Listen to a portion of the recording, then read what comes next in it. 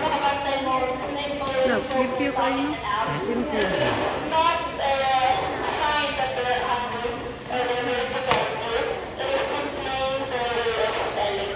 Kunin tagay sa ilang pila. So, nag-assess na siya kung also naasabi ba na niya.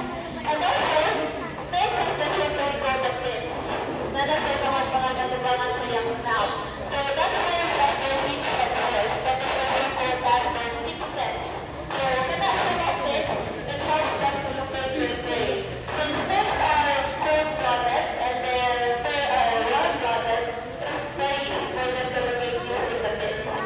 So, makakasan sila of heat.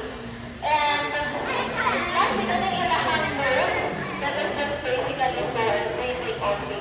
And then later on, when you're going to take pictures with the snake, please turn off the flash of your cameras.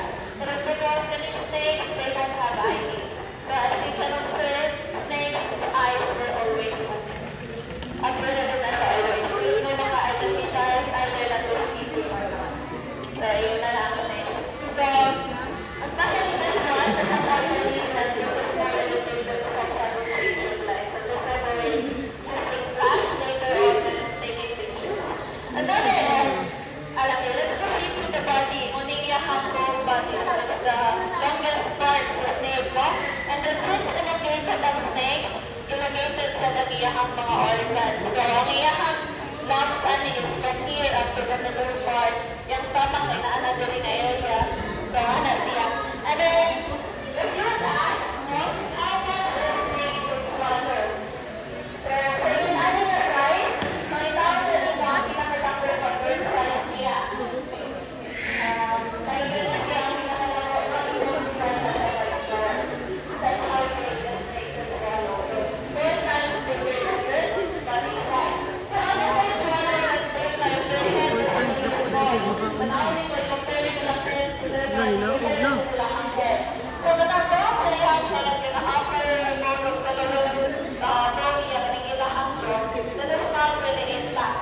So nata siya connected tendon without that also expands whenever it swallow 4 times bigger than it. And what helps them in pushing their food is their teeth. Kaya lahat teeth kay pag towards direction. So wala sa ibang time para maswallow nila ang food. And before we have an encounter with the snake, just have to give you some few guidelines for your safety, no? First, please do not touch the head. Ayaw yung pula na ay nilahan head, guys.